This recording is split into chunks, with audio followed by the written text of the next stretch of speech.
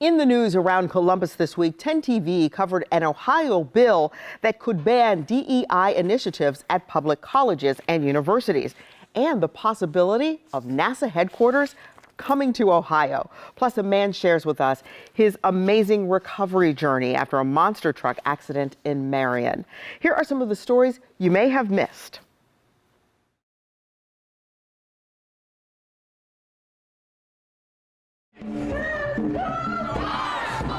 Ohio college students from across the state making their voices heard on the Advance Ohio Higher Education Act. What's the message today? We got to get DeWine to veto this bill. A large group of students and others against the bill marched up High Street from the Ohio State campus to the State House. Personally, it targets me as a Mexican-American student by taking away my scholarships and my identity centers that help me stay in college. I literally wouldn't be able to afford college without the scholarships that I get. And to see them try to ban professors from striking when there's unfair labor practices, I think is horrible. And to try to silence the voices of the students is an issue for me. While other Ohio college students supported the bill in committee. For too long, our colleges and universities have become environments where one-sided political ideologies dominate the academic discourse, often at the expense of open dialogue and differing perspectives. Too often, DEI initiatives create an environment where students feel pressured to conform to ideology rather than engage in open and honest debate. The bill's sponsor says it will enhance diversity of thought on campuses by moving discussions more to the center and including more conservative viewpoints. If it becomes law, the bill would prohibit universities and professors from taking positions on controversial topics. It would also prohibit faculty from going on strike. Those on both sides are holding firm on their positions. Our universities should be places of free thought, where students are encouraged to challenge ideas and not be told what to think. It also would destroy my professors and stop them from being able to get real tenure in Ohio, and also stop them from collective bargaining.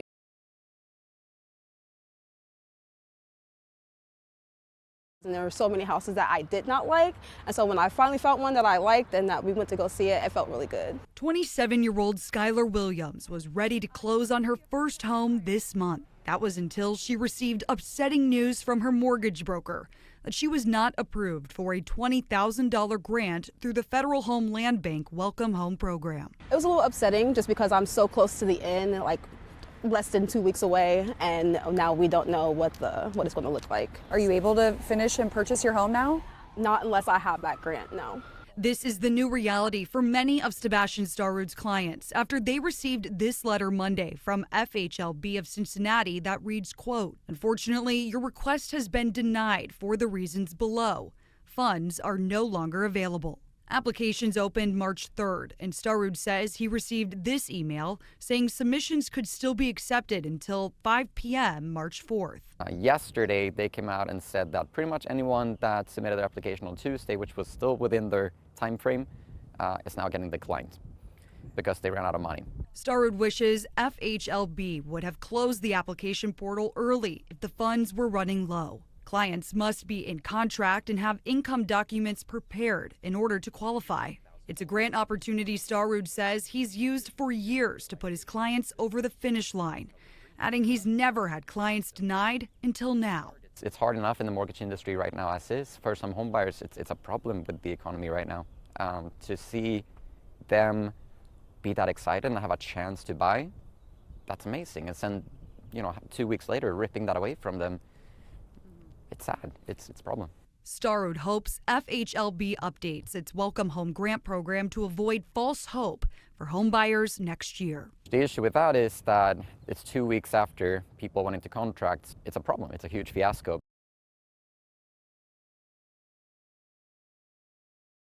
Whether it's going to the moon or exploring Mars, humans have long had a fascination with space. That goes for kids and Ohio leaders. It's cool how they just blast off into space and go super fast. From rockets to Mars rovers, kids are drawn to the space exhibit at COSI and just the idea of space. All the planets and solar systems, and that you can go on rocket ships. So many galaxies and planets that astronauts have never explored. Ohio leaders are now exploring a possible connection with NASA. What better place than to move back to the beginning of aviation. The current lease for NASA headquarters in Washington, D.C. expires in August of 2028. Ohio state and federal leaders are lobbying to make the birthplace of aviation the HQ's new home. NASA Glenn is involved in all of the different 6 missions, both aeronautics and the space side of things. Governor Mike DeWine and Lieutenant Governor Jim Tressel wrote a letter to President Trump urging him to locate NASA headquarters at NASA Glenn Research Center in Cleveland. 13 members of the Ohio congressional delegation sent a similar letter to Vice President J.D. Vance and the NASA administrator designate. Along with touting NASA Glenn, they're spotlighting Ohio's cost of living and running a business, the Air Force Research Lab at Wright-Patterson Air Force Base, and Ohio's rich history in aeronautics and space travel. You think about all the great folks who have been in space from Ohio. You know, I don't know if anyone has the tradition that we have. In this interview you'll see only on 10 TV, Tressel says the Ohio community and workforce would benefit. The people that would be working at a facility like that are just outstanding people doing things that we need. Just to be clear, this is all about NASA headquarters, not the launch pads. No, we wouldn't be shooting off rockets, but we'd be testing things to make those rockets more efficient. NASA says it took its orbiter mission about 7.5 months to get all the way to Mars. We'll see if it takes that long for a decision to be made about where NASA headquarters will be. At COSI, Doug Petcash, 10 TV News.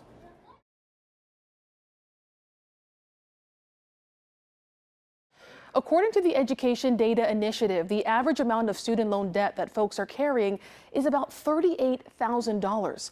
With the current pause on income-driven repayment plan applications, many are wondering what happens next. So we asked some experts. When it comes to talking money, we decided to meet people where they're spending it. Talking about debt, which I know is kind of uncomfortable. More specifically, we wanted to talk about how they felt when it comes to the current halt on income-driven repayment applications for student loans. I actually did have a income-driven payment plan.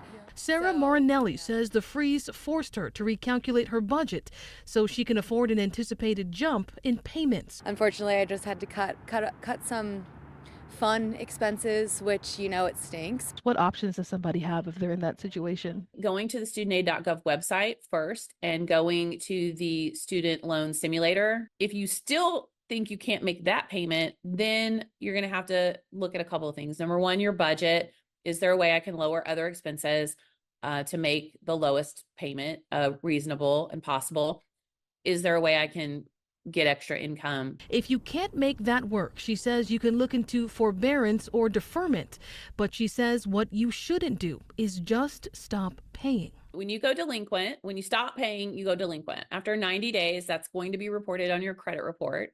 But more importantly, if you go 270 days without a payment, you're going to be in student loan default. At that point, you can have your wages garnished or lose out on government benefits and tax returns. Now, all of these changes are happening as we wait to see what becomes of the Department of Education. Earlier today, the president signed an executive order aimed at eliminating the Department of Education that facilitates many student loans. One expert we spoke to says they're monitoring the situation, but they're waiting to put out guidance once they know more about the future of that department. In the studio, Rochelle Aline, 10 TV News.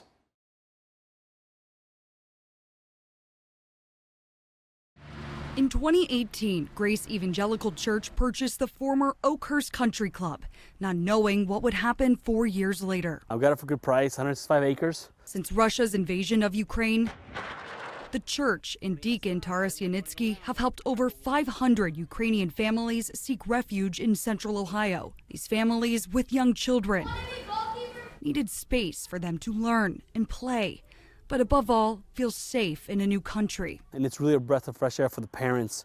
Just have a safe refuge place to drop the kids off. Language is spoken, it's safe. The former clubhouse was renovated into an accredited charter school where 130 4th through 8th graders are taught year-round. There's a community garden, fields and courts for Ukrainian youth sports, and even a full kitchen. We have a fellowship center inside the building there. Assistant Principal Ivan Lavershin says dance and language classes are also held at Grace Fellowship Center. It's not only just the school here or church here that we gather here, but it is a community center. Compared to cities like Cleveland, where Slavs have historically flocked to over the years, Ivan feels there's more opportunity for growth in cities surrounding Columbus. Think Galloway, Pleasant Township, and even Grove City. He feels that a lot of the real estate for new businesses in Cleveland is already taken up. But here, he believes the opportunity remains wide open. Here you buy something new, you build something new. Columbus is growing. Even just look at 270 and everything outside.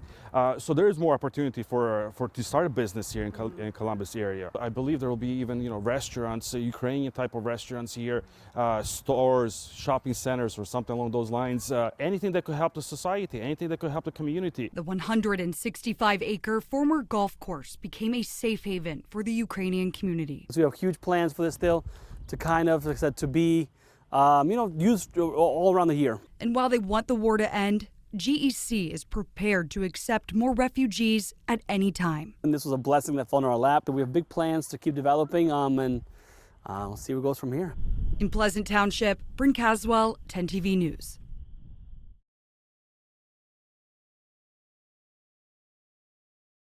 Paul Bro was flown from Marion to the trauma center here at Grant Hospital, where he was in a coma for more than a month.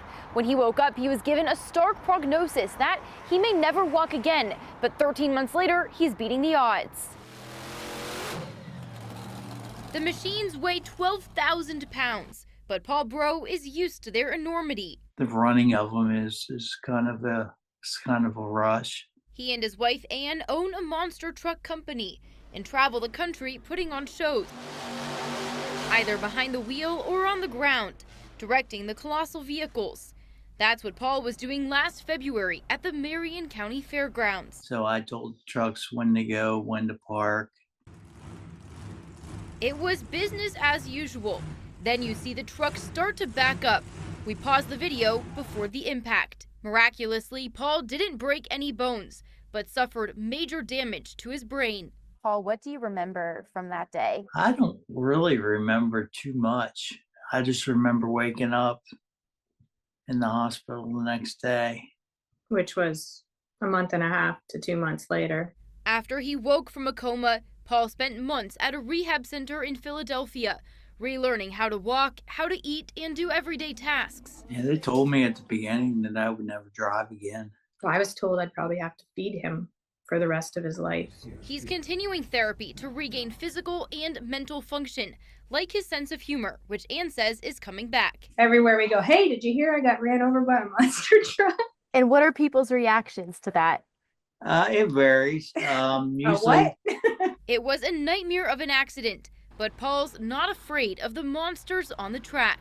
we have a goal of September for me to get back in this truck. I don't know that that's going to happen. It's an uphill battle. I wouldn't recommend it, but it's uphill. You don't recommend getting hit by a monster truck? No.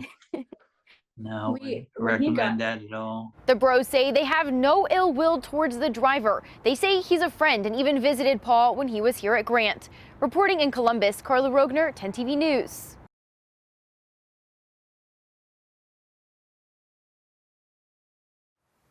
If you're headed out for spring break, you may want to check in with your local police department to see if they can keep an eye on your home while you're gone. The Powell Police Department has been doing home checks for years. They get to decide how we can serve them. So sometimes that entails them requesting us to walk around their house and check doors and windows. Other times they just want us to drive by and be present. Kaylin Heading, a police officer for Powell, says all you need to do is fill out this form online at least a day before your trip. Then police will handle the rest. We're here to serve the community. That's what we do, and we live by that. The police are here to help, but there are a few things that you can do on your own to protect your home. Obviously, lights are going to deter crime, so making sure their windows and their doors are secured. If they have an alarm system, making sure it's activated. Heading says it's also a good idea to put a camera outside your home. That way, if something happens, it's recorded, and that can help police take quick action. Crime of opportunity is a real thing, so if it looks like you're home, even if you're not home, that's always a good standard to live by. And if your neighbor is the one out of town, be sure to speak up if you see something suspicious going on next door. See something, say something is a big deal in everyday life for all members of not only this community, but around the state. And if something doesn't seem right, call us and let us come check it out for you. And we'll have a link on how you can sign up for those check-ins from the police department on our website, 10tv.com. Reporting in Powell, Tara Jabor, 10TV News.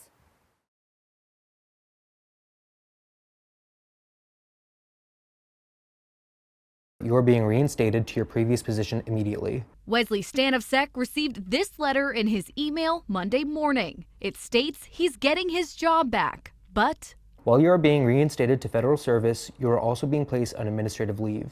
it's a letter he and thousands of others received after the U.S. District Court for the District of Maryland ordered 18 federal agencies to reinstate some probationary workers who were recently terminated. So we've got our jobs back, but we can't go into work. It's been more than 3 weeks since we first spoke to Wesley, who was one of more than a dozen workers in his office in downtown Columbus to be let go. Would you want your old job back, or how do you feel about that? I don't think I'd be comfortable going back fully, especially knowing there are reductions in force in place. Probationary employees would be likely the first to go because of that, so it almost seems like it'd be a bit of a revolving door. He also found a new job elsewhere, but he says some of his other former co-workers haven't been so lucky and might be open to returning. At least half a dozen filing for unemployment and that haven't been able to find gainful employment since the terminations in February. But at this time, it's still unclear if and when they might actually be able to return to work,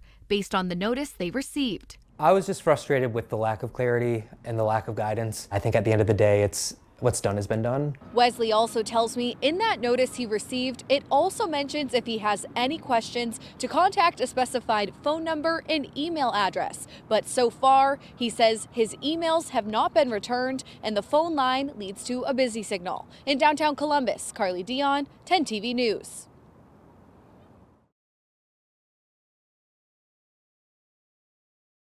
We have a patient who's sedated and we can't find his pulse. An urgent call to 911 from Grove City Dental on February 13th.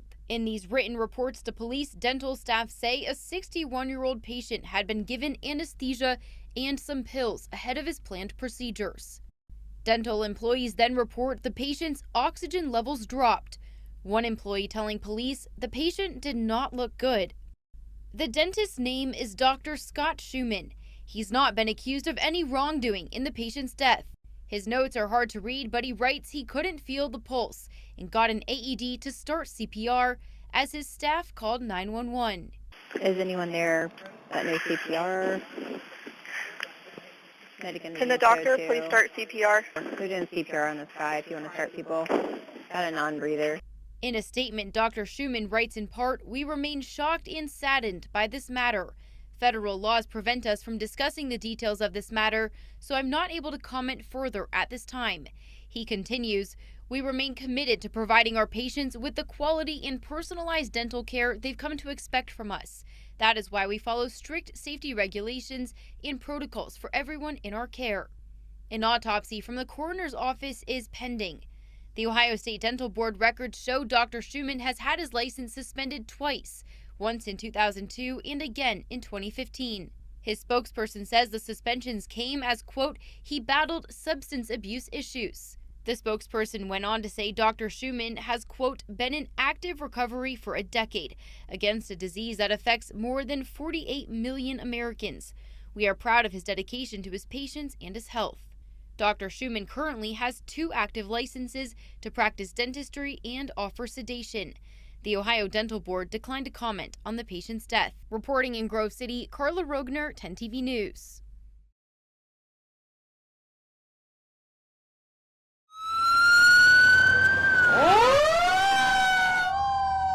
In February, Franklin Township firefighters were called to this house on Geneva Avenue. 53-year-old Samuel Langens did not survive.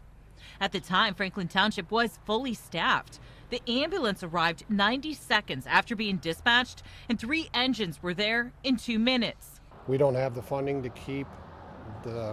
maintain that staffing level, so we have to put trucks out of service when we don't have the staffing to keep them.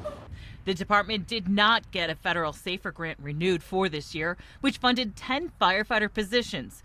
In November, a levy failed by 137 votes. Very painful, very painful.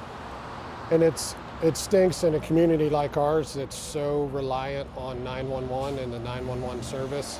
The department will have to lay off 10 of its 39 firefighters by July.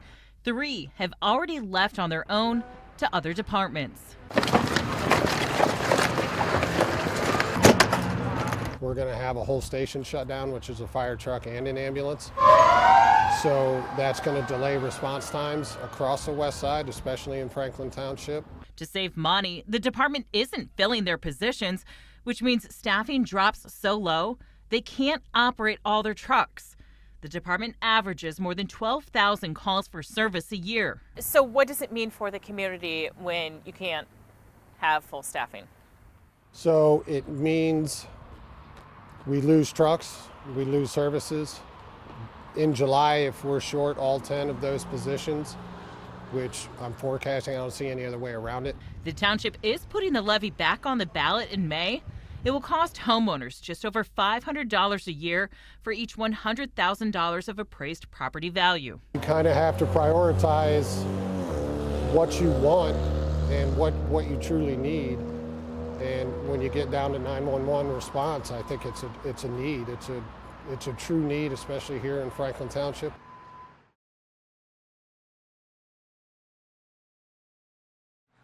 Being a coroner is much more than autopsies and toxicology reports. It's like a puzzle, putting pieces together, only to unravel what's led to someone's final moments of life. I think that a lot of people don't put faces to coroners. You know, the coroner is just somebody that shows up and they pick up the dead body and go back and do autopsies, and that's it. And it's just so much more to it than that. It's a public service. Only 18 women in the entire state have been elected. Something Hamilton County Coroner Dr. Lakshmi Samarko says was apparent after her first Ohio Coroners Association meeting. I did not get a warm and fuzzy feeling from them. And I don't know if it's because I was a woman or if it was because I was a woman who didn't blend into the wallpaper. In Washington Courthouse, Fayette County Coroner Dr. Lenora Fitton didn't want to get on camera, but she had this to say about being one of 18. I think that's unfair, quite honestly. I think more women need to be in that field. I'm a pediatrician, whether they are emergency medicine like Dr. Frazier or any area of medicine. In Central Ohio, Dr. Fitton in Fayette County and Dr. Alice Frazier in Jackson County are the only 2 female coroners. Now up to the northeast in Medina County, Coroner Dr. Lisa Duranick puts her job bluntly. It never honestly crossed my mind to do this. All the women I spoke to feel this way, having started their careers in other medical fields. When they took their Hippocratic oath, they vowed to prioritize patients' health at all costs. But being a coroner, it's already too late. We're taught anatomy and pathology, but we don't see the end result. A coroner's work goes beyond the patient. Their puzzle, once completed, just a small piece in someone's grieving process. It's the family that really needs help and consolation. I'm not saying a man can't do it, but a woman has more of a nurturing aspect, and I feel that we do really well. Coroners are the first to pull the alarm on deadly trends plaguing communities. Think to the heroin crisis and infant mortality. It's different being a mom in this role. These things are more personal for us, what we see and what's not working. Being a coroner, a role which requires both mental strength and emotional depth, a role these doctors want to see more women embrace. I think we bring a different perspective, and I think the atmosphere is different, good or bad.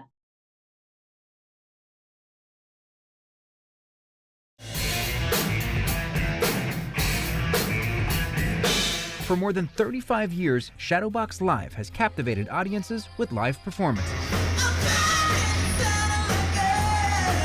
We are the nation's largest resident theater ensemble. We were established in 1988, and we are a collective artists that create shows that speak to us and speak to our audience. The through line is everything is based in a rock aesthetic. Stacey Board is not only the CEO, she's also one of the performers. We are the creators as well as we are the ones that are running the business. All of our people, they're extraordinary at what they do. both on stage and off administratively. It's a real passion project for everybody. Tom Cardinal is also a performer. This used to be a bar. Who doubles as the chief financial officer. As we evolved, people were using this more for a performance space. And suddenly having a bar in the middle of it and having no wall there and people were checking in just became problematic. So they turned it into a separate event space, which just opened last fall. We refer to it as our community space. It's for everybody. Awesome. So, if someone gets an itch to do something, that's the place to do it. And as more people move to Columbus, the folks at Shadowbox Live say they will always try to meet the demand. Could we see a day come where you've outgrown this space and have to, I don't know, purchase the place next door or build on? Who knows? We're kind of here for the journey. So if an opportunity presents itself and we feel like that's the right step, then we'll explore it. It's about making sure that we're prioritizing and that our efforts are moving us forward as an organization, not only for Columbus, but for our industry. Thanks so much for joining us for Around Columbus, where we share impactful stories from across Central Ohio to keep you safe and informed. For the latest news and updates, you can visit 10tv.com and by all means, download our free 10TV app.